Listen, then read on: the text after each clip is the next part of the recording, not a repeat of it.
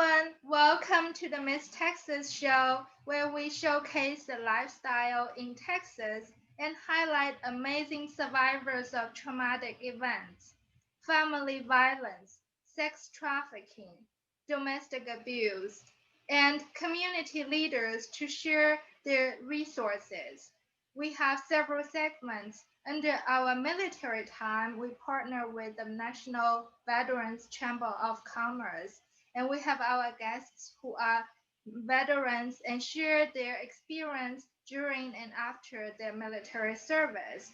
We also have another segment called Beauty for Ashes, where we invite our fellow pageants, whether they're nominees or winners, as well as our artists. That includes musicians, actors, models, but also the ambassadors for the causes to share with our audience their lives and most importantly, the impact that they have made to the community. If you'd like to be a guest in our show, you can reach us on our Facebook at MSUSA Texas, that is Miss USA Texas. You can also contact us by email with the same handle, msusatexas@gmail.com. I would like to introduce our special show series. It's the holiday season, and we would like to highlight and bring some light and hope to our life, our Hope series. And today, we are so honored to have our special guest, Mr. C. Thomas. And C. Thomas is he has a long bio, so I'm gonna only be able to read a little bit of so many of your achievements, like a few of the many achievements. He has appeared in the Swerve magazine, and correct me if I pronounce it wrong. Reflections, Prince George's Community College Fine Arts magazine, Stoked Words, an anthology of queer poetry from the Capturing Fire Slam and Summit, and Imagos, a query anthology, along with several of his own publications, and like so many, etc., etc. And he is named a pioneer of poetry by NUSPA, that stands for the National Underground Spoken Word Poetry Awards in 2015. C. Thomas has stunned audiences at Studio 2001 Art Gallery, Busboys and Poets, Angelina College, Howard University, Prince George's Community College. Oh my God! Just like I said, C. Thomas, you're amazing. Um, I'm gonna, just leave it here and let you do an intro yourself and tell us a little bit about you, how you get involved, and what you do. Well, yeah, I'm very boring, as you heard. Oh, Forgive me. Yeah, I began writing poetry at age 13. It was a way for me to escape what was going on growing up as a child with my abuse. It started off as just a way, just as an outlet, and I wasn't expecting it to fall upon anyone else's ears but my own. Just from my mouth to my ears. That's all I wanted it to do, but it did not happen that way. It started to be shared with friends. Friends started to wanted to hear more, and it just took off. I would write a poem literally every single day, and really? Wow. it just it helped to heal that begin the healing process, I should say, of what was going on. And it just took off from there. I started going to open mics at age 24 and still not expecting to gain anything from it, but just, just to be heard, just to be heard, just to be seen, just to, have that outlet. And I published my first book also at age 24. And that's when things started to shift a little bit. I started to get some notice from my community, and it just took off from there. Then another book 4 years later, I had the Editor's Choice Award, awarded the Editor's Choice Award twice. Um, and it just went off from there. My hunger for the arts is amazingly and surprisingly shocking to me because I didn't want this to go this far. It's just like I said, it was supposed to be an outlet, but here we are. And then it just like, I have met so many amazing people. I have shared my story through poetry. And I think that's mainly what made me push to the forefront, because I found when I was sharing my poems, there were so many people who felt like me, but didn't know how to articulate it, didn't know how to put it into words or even into motion to even begin to how to describe what they were feeling or even what they were going through. So I said, wow, you have a big responsibility now, because you've shared your story and you're encouraging others to come forth with their story, even if it was being told to me. And just to have that person to listen to them and just to hear them and to see them, it meant a lot to them. And all of that happened through poetry. From there, I was nominated for, no, I'm sorry, I was named Pioneer Poetry 2015 by Newspa, as you read, National Underground Spoken Poetry Awards. I've appeared in several publications. I have 2 audio recordings. I am a Darkness to Light Students of Children facilitator. I conduct trainings on child sexual abuse too, and it's adult focused. I'm an orator. I am a mentor. I love what I do now. And all of that came from a very painful place. And I've learned throughout the years that your pain may know you, but it has no power over you. I never in a million years will understand why what happened to me as a child, but what it has pushed me to do and what it has pushed me to become is amazing. I love it. I'm writing it down. Your pain may know you, but it has no power over you. This is so powerful. I think I can relate to you in some ways, not always, because in some ways you can see like I like to dance. So Mm. when I dance, it's an outlet for me. And I feel like it's in a different word. Like you've probably heard the saying, dance as if nobody is watching. I feel like I can let the feelings out. It's a way that I can express my feeling like no other way can. So I can only imagine that it's an outlet just like how you use, but instead of dancing, you use poetry through that. And I am so, like, sometimes I wish I could write songs. I could write poetry. I think I can write business letters, but I cannot write beautiful poetries like you do. This is such, a gift. And it's so sad, like you said, your pain, you have to go through the pain. But instead, you turn the pain around and turn something bad into something positive. And that's why I want to bring you on board to share with people that, there is hope. So, can you tell us more about how you turn everything around into where you are today? Well, with the abuse that I endured, I was abused after my mother passed away. Let me start there. My mother passed away when I was I'm 10. sorry. Thank you. She passed away when I was 10. My older brother, who was autistic, because he passed away as well when he was turned 28, older brother. We were sent to live with a sibling of ours, and she and her husband and one of her friends abused us. Um, I was sexually assaulted by her friend. He was 18 at the time. I was 11. And Oh, he would expose himself to me in front of my sister, and she wouldn't do anything. And so then, of course, when that happens, they don't. It's a gateway for them to go further, because okay, they got over one barrier so that we can do something more. Let's see what we yes. can do right here, because we already got through this one gate. Let's go now, see if we have another gate we can tackle. So in front of her again, on another day, he pinned me down and was basically climbed on top, mounted me basically, and acted as if he was having intercourse with me. And again, she did nothing. Another thing she did was say, "Chris, fight back." Mind you, I'm an 11-year-old child, and I'm very small. I was a very skinny child. And I have this adult, you might as well say, on top of me. Yeah. And I couldn't do anything because I had all of his weight on top of me. And all she kept saying was, "Fight back." There were moments when she and her husband would take turns beating me to teach me how to fight and to toughen me up. Wow. There was another moment where it was a shotgun held to my face by my brother-in-law. My brother David, may his soul rest in peace, his nose was broken in front of me because he punched him in his face and broke his nose. My sister would then sometimes would beat him with her fist.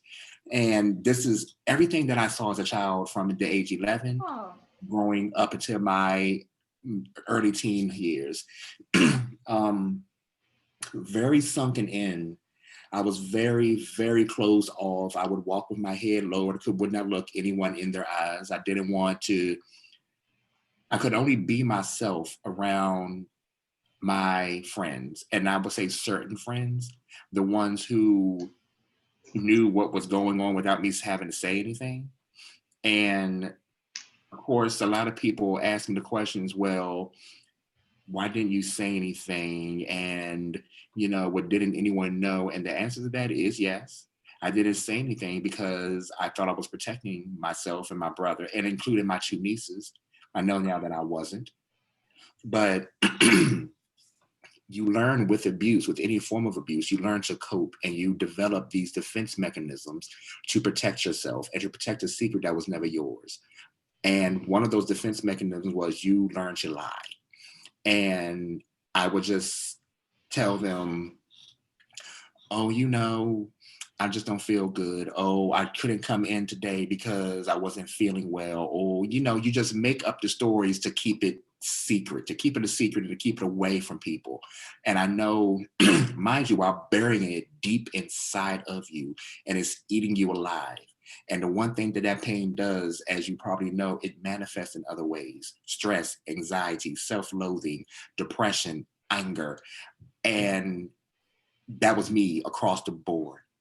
But as soon as I discovered the world of poetry and I started writing and I started to kill these demons on paper, I started to kill the way I was feeling on paper, I started to expel the way I was feeling negatively on paper, I felt better. I found a release. I found a way to let go, just to begin letting go, to begin healing, to begin that process of reclaiming those pieces of me that were broken. I put them back together on paper. And the climb, and as we know, the climbing was not an easy journey because healing is not a beautiful thing. It's a beautiful thing, but it's not an easy thing. And you, excuse me, you go through this process of why me, crying, not wanting to let go. I'm so sorry, not wanting to let go, not knowing how to let go, and not forgiving. And that's the big piece: not forgiving yourself and not forgiving the person. Once you accept all of those things on your journey of healing, and when I say accept, you start to actually know it's part of your past, but it's not you. You have to look at this and you have to find the silver lining within this. And my silver lining was, I am still alive. I am here to tell my story. I am here and I have reclaimed my power that she did not want me or my brother to know we had. The light that she tried to snuff, it's glowing harder and brighter. That is the hope that I have found. That is the hope that I hold on to. That is the hope that I tell people about when they ask me questions. That's the hope that I share on stage when they see this 6-foot gay Black man stand before them, sharing his story of tragedy that turned into triumph. That's my hope. Wow. Listen to you, it's so beautiful. It's just like you make your words like sound like a poetry. Like, you talk about the light and reclaiming the power. And that is the hope, that how you represent it and how you turn your pain into hope. I think I can, over the course when I interview my whether survivors, advocates, and as you know, most of the advocates and why they're so passionate about advocating for this cause is because of what they have been through. And as advocates, we all wanted people that who can avoid the difficult past that we have been through, but come up with a way that we can help them to avoid that past so that they can get to a better place and bring them the hope. And that is beautiful what you do. And I wish I could even repeat what you just said, but I couldn't. And it's like, you also talked about the mental health. I think it's so true. It's from it's a combination. I there was a period of time I listened to a lot of podcasts. I still do, but that period of time I was listening to like happiness and depression and how people do that. But it's interesting that how us humans have like a mixture of feeling. It's not just one, like I'm angry, I'm sad, but it's a gradual process. So Yeah, you can, for instance, when a person get abused, they can feel at first confused, and then maybe later, then their brain gets numb, and then later on they feel possibly the physical pain. Then they start to get, angry, and then they get lost, like what they're supposed to do. And there is the society, like you said, lie. Nobody wants to lie, and you feel that in my description, I feel like it's a wall. Like if you have imagination, it's like the wall, just physically from all directions, just coming up to protect you. So you come up with ways to make things in a different fact, I guess, to tell the lies that not on purposely to hurt anybody, but rather just to protect yourself. And correct me if I were wrong.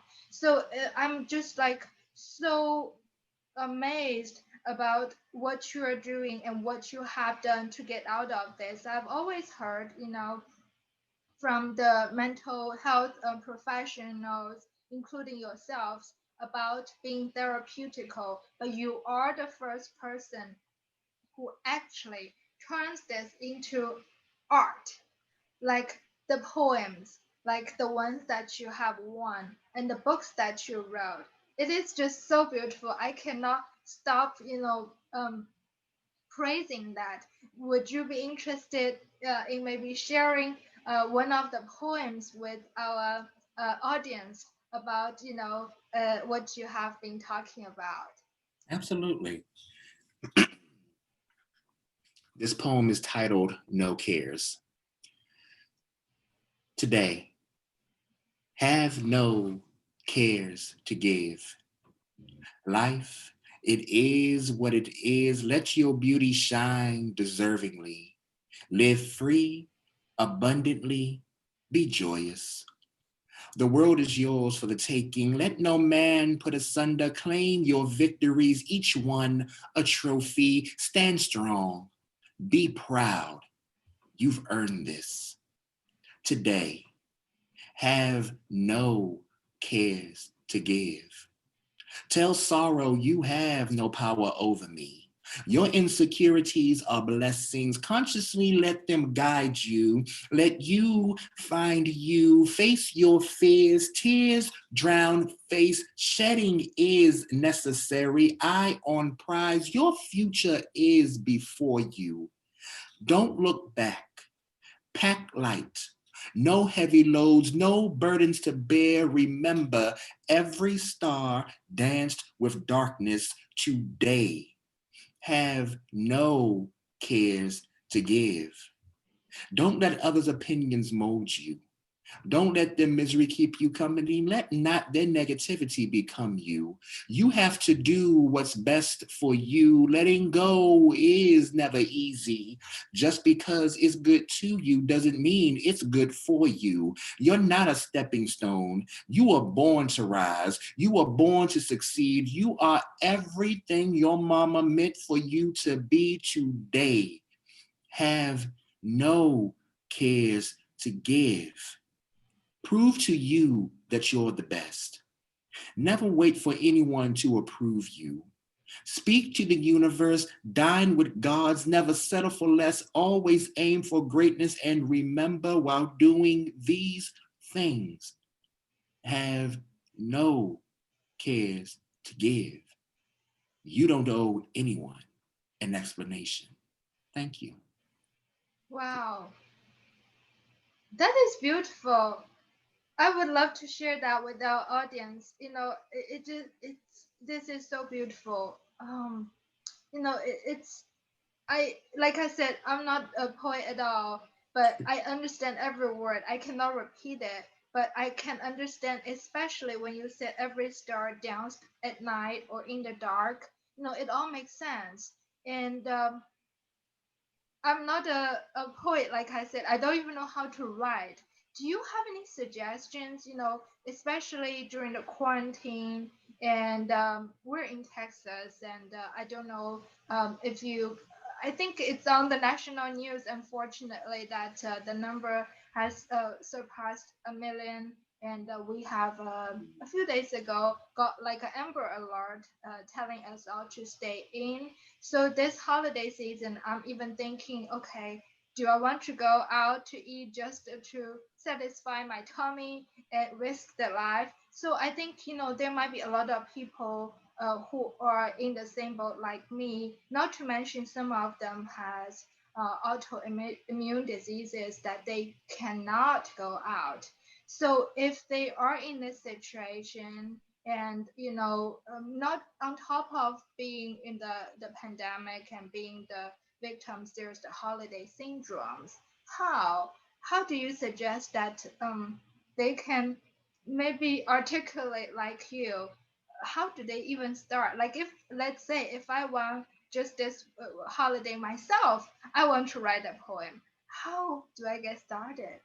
Well, I will say this. I believe everyone has an artist living within them.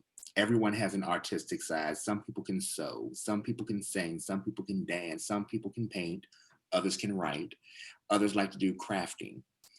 Whatever that art form is, I say pour whatever it is bothering you into that project. If you are, especially if you want to know or learn writing, I would say how I did. I literally just picked up a pen and began writing. Like, I really can't structurally tell you how to write the poem, but I can tell you my beginning. I just picked the pen up and I just began writing, and what I was writing just turned into a poem, and without me even knowing. Wow. And I would say a beginning point I could share with you is find a writing prompt.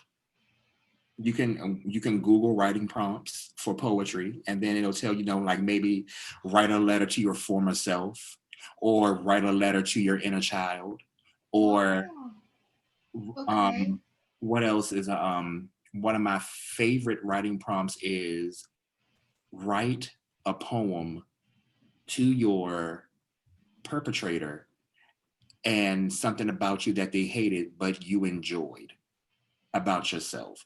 And what I mean by that, something that you celebrate so much that they could not stand, i.e., you being happy, you smiling, something like that. Or you can write from the perspective of you smiling, speak from your, as if your smile is the one carrying on the conversation. Yes, It's yes, it's the victory, If I right. might, I was born in China, so I can't really quote the Bible, but I recall like there was a verse that says, God is waiting on the other side of the mountain. That means that you had to overcome all the obstacles to bypass all the obstacles and cross the mountain. But over there, he has a table waiting for you in front of your enemies. So it's like the victory. And when you mention the smile, somehow it just brings that verse to me. Absolutely.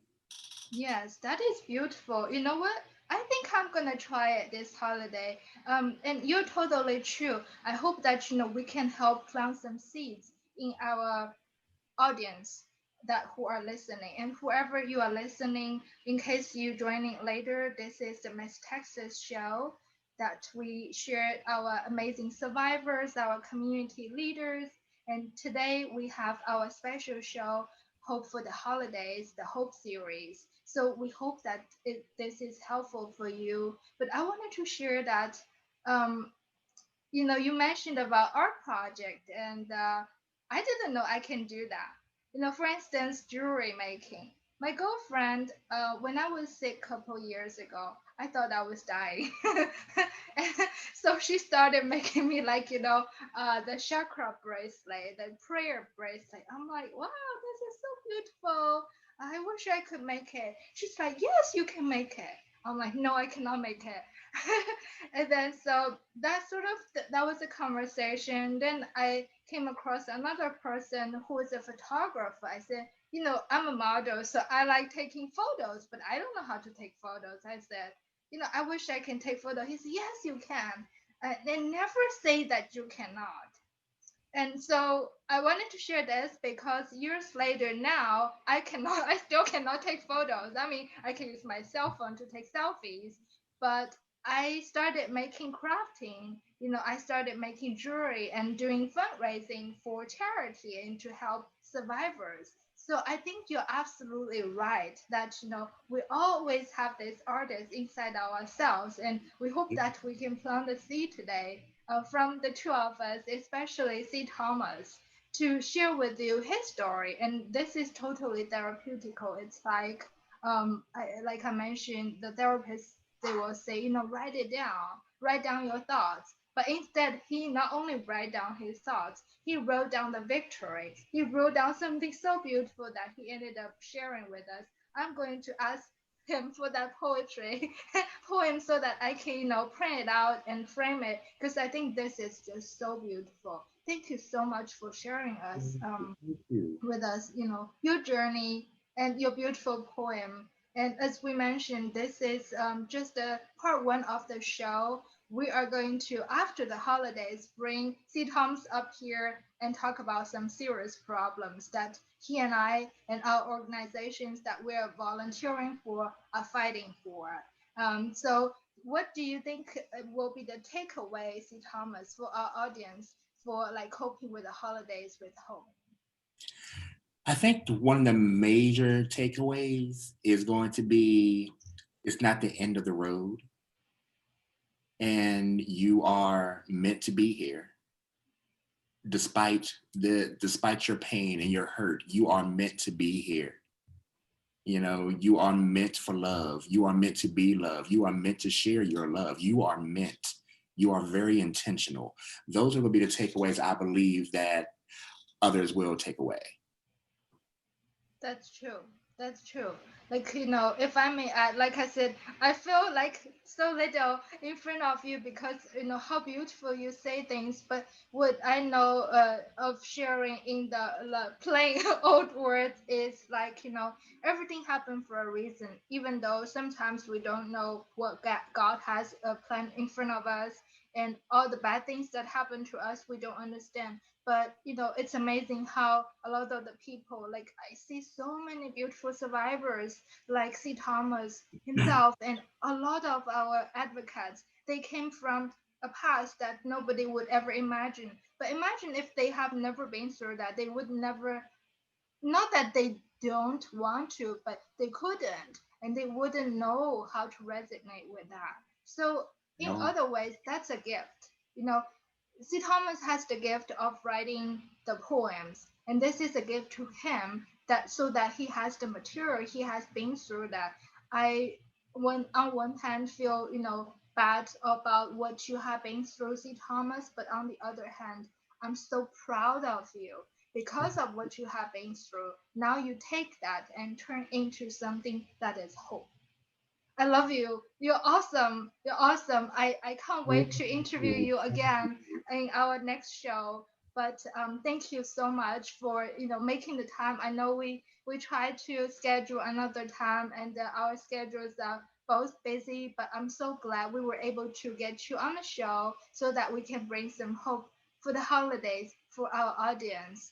And thank you so much for tuning in. This is again the Miss Texas Show. If you think this show is helpful, make sure you like it, share it, so that other people can have the hope for the holidays as well. Subscribe and get notification so that you can see our future series coming up soon. Thank you so much again, C. Thomas.